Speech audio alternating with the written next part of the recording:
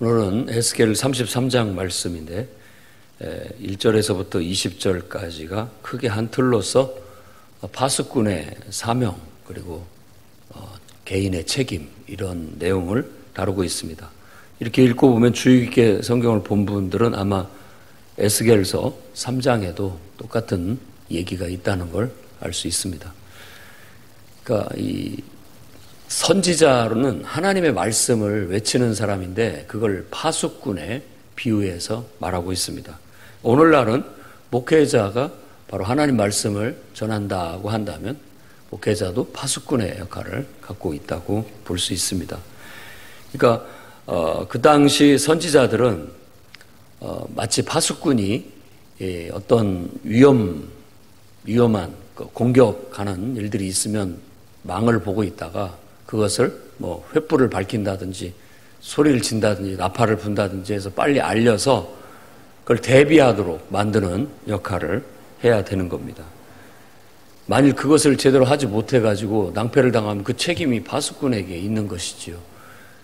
근데 그렇게 경고를 했음에도 불구하고 준비하지 않고 그렇게 한다면 그 책임은 이제 준비하지 않은 사람에게 있는 것과 같은 그런 비유를 통해서 에스겔 선지자가 하나님 말씀을 전하고 백성들을 일깨웠는데 그렇게 일깨웠는데도 불구하고 그걸 깨닫지 못하고 회개하지 못하고 제대로 준비하지 못하게 된다면 그 책임은 이제 개인에게 돌아가게 될 것이다 라는 것이고 그 역할을 제대로 하지 못하게 된다면 파수꾼에게도 책임이 있다라고 말합니다. 그걸 오늘날 목회 접목을 해보게 된다면 목회자는 항상 하나님 앞에서 모든 성도들이 성령 충만하고 또 하나님 말씀대로 천국의 소망을 가지고 살아가는 그런 성도들로 이끌어 가야 할 책임 어떤 그런 것들을 주었습니다. 그래서 목회 대부분 설교의 대부분은 어떤 경고의 말, 권면의 말 이런 것들로 다 이루어져 있습니다. 그래서 영적으로 무관심하고 또 천국에 무관심하고 하나님께 무관심한 영혼들을 경고하면서 쫓아다니면서 그것들을 일깨워주는 역할을 해야 됩니다. 그리고 진실한 신앙생활을 하지 못하고 진실한 삶을 살지 못하고 거짓된 삶을 살고 있을 때 쫓아다니면서 경고, 주의하십시오. 이런 말들을 계속하면서 각성을 시켜야 되는 게 파수꾼의 역할이고 그게 목회라고도 볼 수 있겠습니다. 그 다음에 절망한 영혼들에게는 절망한 영혼들이라든지 이런 낙심한 영혼들은 찾아다니면서 그들 영혼들에게도 또 경고에 나팔을 불고 낙심하지 말고 또 절망하지 말고 천국의 소망을 잃어버리지 말고 살도록 계속해서 권면하고 이끌어주는 역할을 해야 되겠죠. 또 개중에는 죄에 빠져서 타락한 영혼들이 있습니다. 그런 영혼들에게도 하나님의 말씀으로 그들을 경고하고 하나님 말씀으로 바로 설 수 있도록 회개를 촉구하고 하는 역할들을 해나가게 되는 겁니다. 그래서 이런 모든 것들을 나팔 불어야 할 것이 바로 목회자고 또 교회 안에서는 모든 지도자들, 사역자들이 해야 할 역할이라고 볼 수가 있습니다. 그러니까 이건 영혼을 다루는 일이죠. 그 외에 사람의 영혼을 다루지 않은 봉사의 일들은 이제 주변적인 그것들을 서포트하는 일들이고 정말 영혼들을 돌보는 일은 중요한 역할을 갖습니다. 그래서 오늘날 신학교를 나와서 교단에서 정식으로 목사 안수를 받은 사람이나 교회 안에서 소정의 과정을 거쳐서 교회 안에 어떤 영혼들을 가르치고 돌보고 이끄는 어떤 직책을 맡은 거나 크게 다르지 않습니다. 그냥 활동의 범위만 다를 뿐인 것이죠. 교회 안에서냐 아니면 그 바깥에서도 다 가능하냐. 어떤 그 자격이라는 것은 그것의 차이가 있을 뿐 하나님 앞에서는 하나님께 사명을 받고 하나님의 말씀 또 성령의 인도함을 받아서 우리 역할을 하는 것은 우리의 사명인 것이지 크게 다르지 않습니다. 개인의 사명이나 성도의 사명이나 또 목회자의 사명이나 다 똑같은 원리에 놓여져 있기 때문에 그렇습니다. 범위의 크고 작은만 있지 그 원리는 다 똑같다라는 거예요. 그래서 여러분들이 교회 안에 직분을 맡고 또 어떤 리더의 역할을 하고 또 영적으로 어떤 영혼들을 돌봐야 하는 일들은 신중한 일이고 이와 같은 일들을 해야 된다라는 거예요. 우리는 파수꾼이라는 걸 잊어서는 안 됩니다. 지금 1절부터 쭉 얘기하고 있는 바는 6절까지 파수꾼의 사명에 대해서 파수꾼이 제 역할을 해야 된다라는 걸 말하고 있는 겁니다.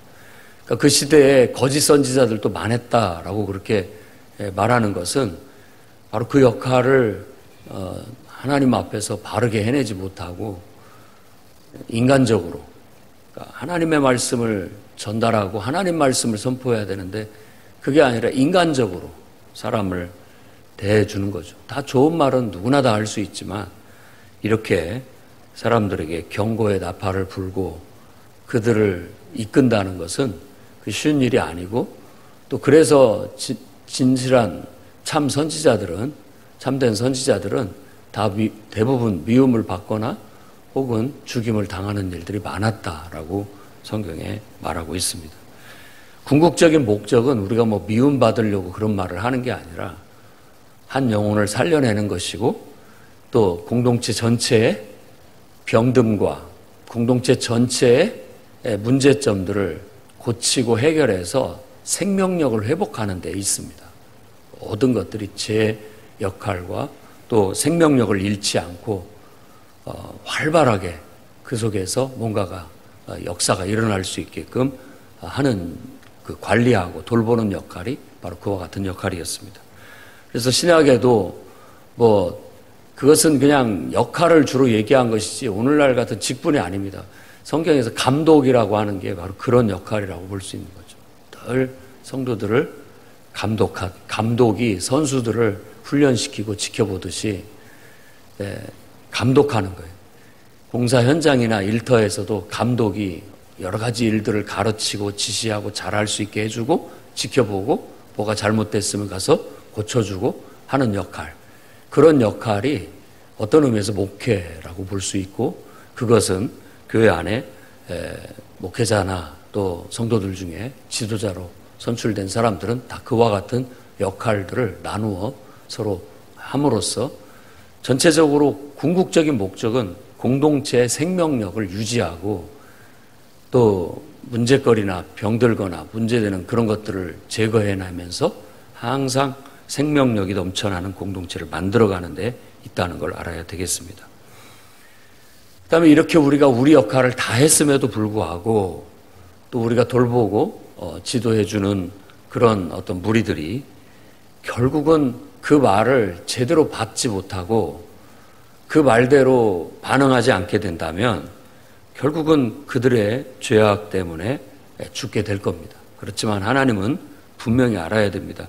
10절에서 16절에 이스라엘 자손들에게 너는 내 말을 전해라. 파수꾼의 사명을 갖고 전해라 라고 얘기를 하면서 나는 악인이 죽는 것을 기뻐하지 않는다. 악인이 돌이켜서 사는 것을 더 기뻐한다 라고 말하는 거예요. 궁극적인 우리들의 지도, 감독, 혹은 관리, 돌봄, 교육, 훈련, 모든 것들의 목회의 궁극적인 목적은 내가 말했으니까 하나님이 넌 벌 받을 거야. 이렇게 말하는 것이 궁극적인 목적이 아니라 뭔가를 바로잡고자 하는데 목적이 있다는 걸 다시 한번 말하고 있는 거예요. 나 기분 좋으라고 하는 것도 아니고 내 기분 나빠서 하는 것도 아니고 궁극적인 목적은 하나님의 뜻을 따라서 한 영혼이 회개하고 바로 서는 것. 그 영혼이 하나님 앞에 바로 서는 것에 초점이 맞춰져 있다. 인간인지라 인간적인 것이라든지 육신적인 요소들을 전혀 배제할 수는 없습니다만은 그거보다도 그런 내 감정, 내 마음 이런 점도 어느 정도 포장이 돼 있지만 진짜 알맹이는 항상 그 영혼을 하나님 앞에 바로 세우는 거예요. 회개할 건 회개하고 고칠 건 고치면서 더 성장하고 성숙되도록. 근데 참 이게 우리가 자녀를 키워봐서도 알겠지만 성장과 성숙이 쉽지가 않습니다. 왜 우리가 맨 잔소리를 똑같은 소리를 매번 하느냐? 잘 안 되니까. 그리고 그것 때문에 잘 안 되니까 화가 나고 그것 때문에 화도 나고 여러 가지 복잡한 문제가 있죠.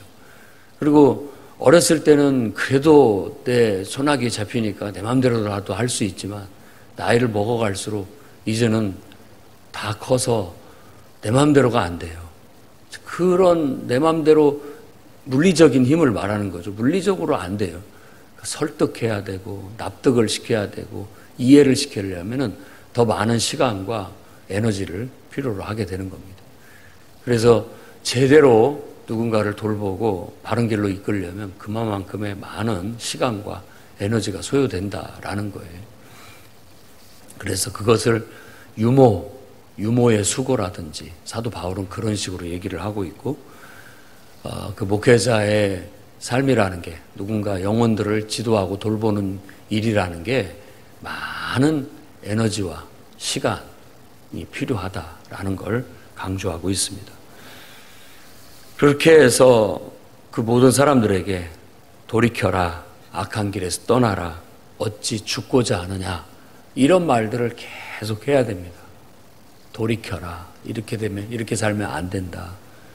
이런 것들은 고치는 게 좋다. 고쳐야 된다. 늘 잘못된 것들은 돌아서야 된다. 이렇게 계속 살아서는 안 된다. 바른 길을 제시하고 바른 길로 이끌어야 됩니다.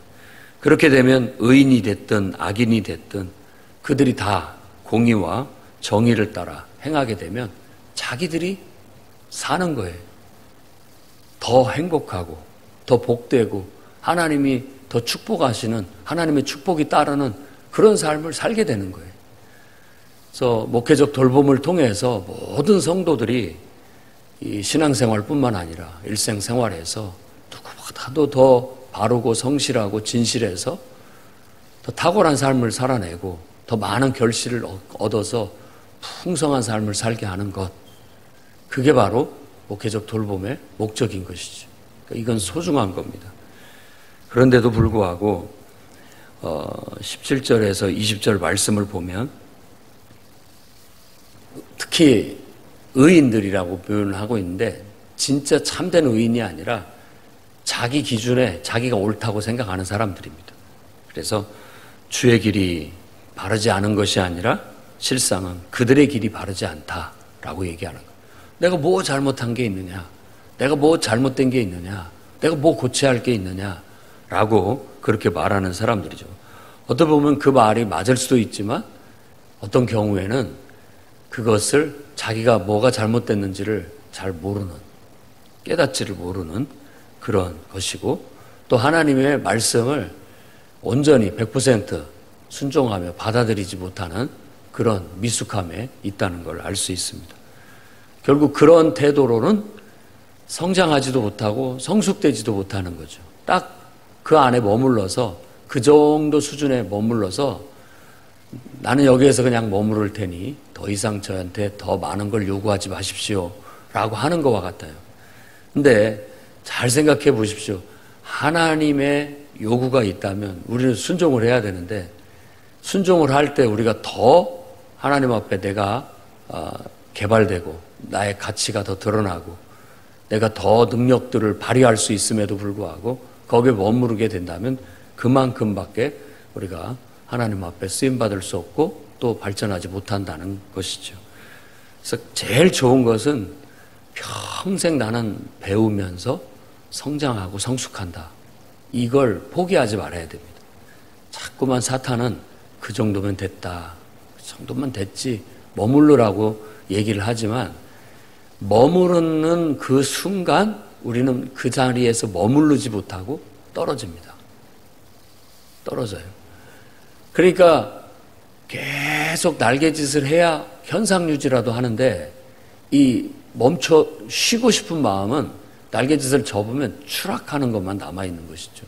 근데 그게 사탄의 속임수라고도 볼 수 있어요. 속는 거죠. 이 정도면 됐지 라고 하면 그것 자체가 이제부터 나는 이제 추락하는 길로 이렇게 가게 되는 거예요.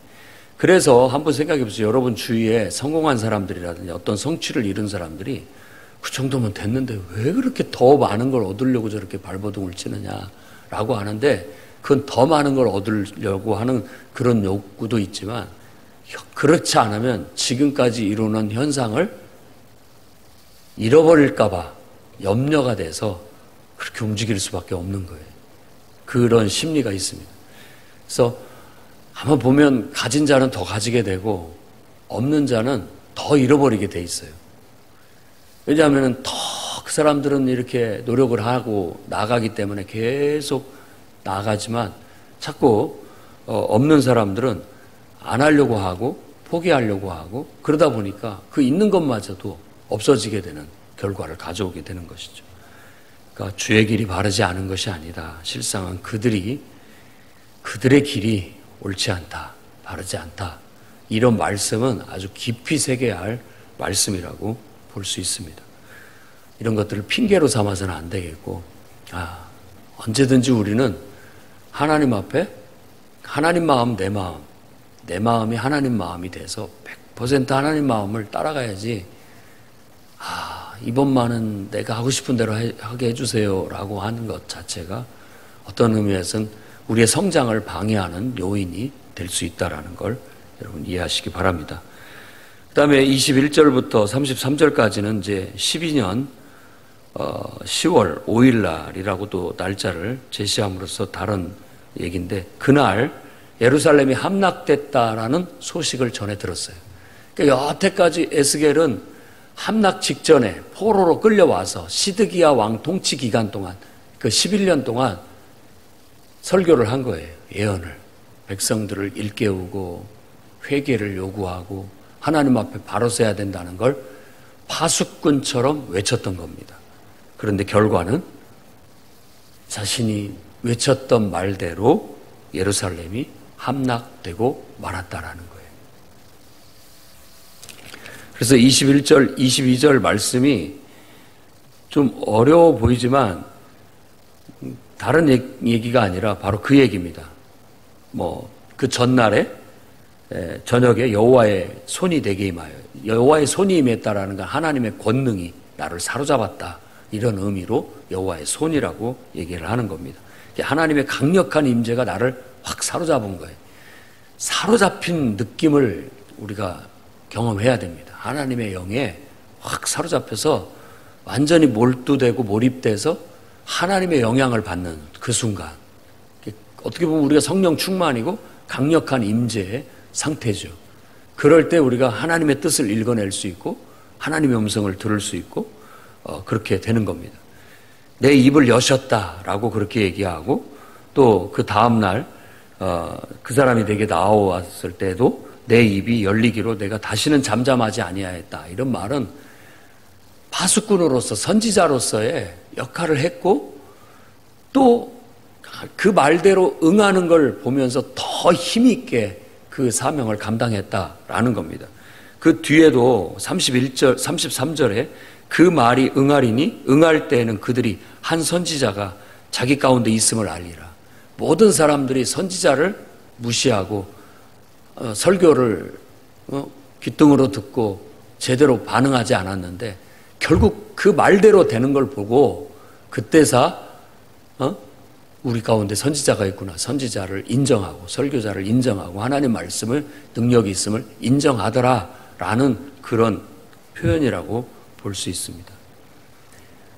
그래서 이 백성이 아브라함 한 사람으로 시작해서 큰 민족을 이루어서 하나님 말씀을 주고 그 말씀대로 살도록 했는데, 우리를 봐라, 고기를 핏째 먹지 말라고 했는데 어쩌면 그렇게 말을 안 듣느냐, 왜 핏째 먹고 하지 말라는 일은 왜 이렇게 하는지, 해야 할 일들은 왜 이렇게 안 하는지, 그거에 대한 얘기를 하면서 결국은 이런 우리들의 불충함으로 인하여, 이런 불성실함으로 인하여 지금과 같은 황폐함과 지금과 같은 수치와 멸망이 찾아오게 되었다라고 얘기합니다.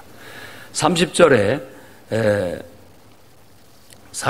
백성들이 야, 우리 가서 하나님 말씀 한번 들어보자. 하나님 말씀 한번 들어보자. 해서 찾아왔다는 거예요.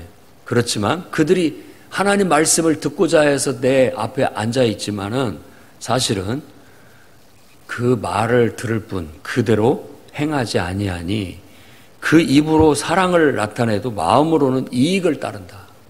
마음으로. 그러니까 하나님 말씀을 듣는 동기가 순수하지 못한 것에 어떤 교훈을 주고 있는 겁니다. 에스겔서가 구약 성경이지만 알고 보면 신약에도 딱 맞는 그런 말씀들을 많이 주고 있음을 알 수가 있습니다. 스월, 지옥에 대한 어제의 말씀이라든지 또 이런 것들은 오늘날 교회 또 목회, 교회 이런 설교와 관련된 것들과 아주 잘 맞아떨어지는 말씀들이니까 거기서 교훈을 얻어내야 되겠습니다.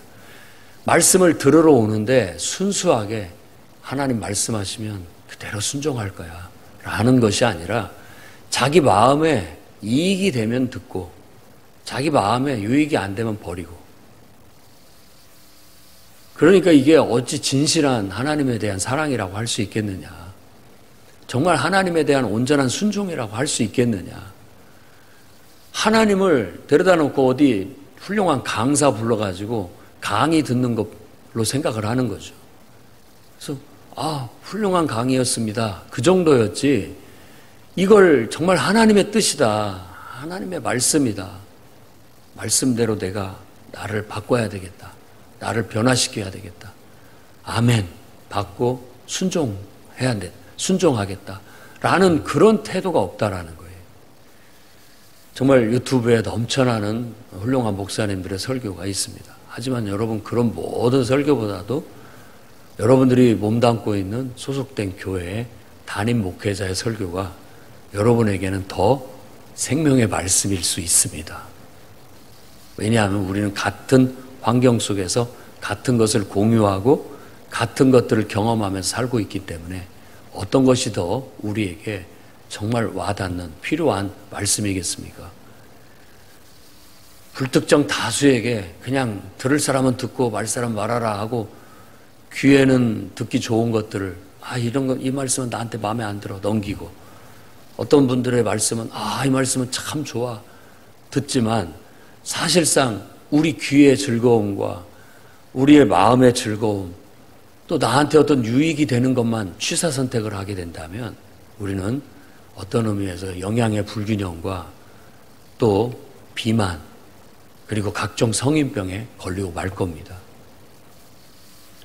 모든 것 속에는 골고루 모든 것들이 들어가야 되는데 듣기 싫은 말씀도 듣고 책망의 말씀도 듣고 또 칭찬의 말도 듣고 다양한 밋밋한 말도 듣고 맛도 없는 말씀도 듣고 들으면서 그것이 우리 몸에 정말 필요한 모든 영양소를 줘서 비만에 걸리지도 않고 건강한 체질, 건강한 모든 것들을 갖고 신앙생활을 할 수 있는 것은 아닐까 한번 생각해 보게 되는 겁니다.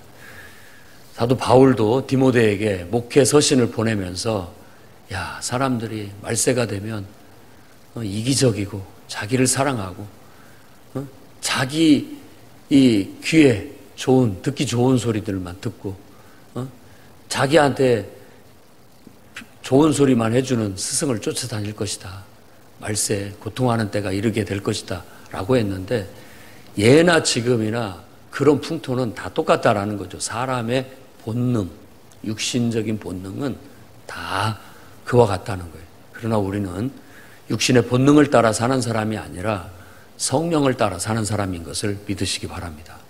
성령이 여러분들을, 에스겔을 하나님의 손이 꽉 잡듯이 성령의 임재, 하나님의 강력한 임재 속에서 성령의 인도함을 따라 여러분들이 정말 바른 길, 의의 길 걸어 나가시기를 주의 이름으로 축원합니다.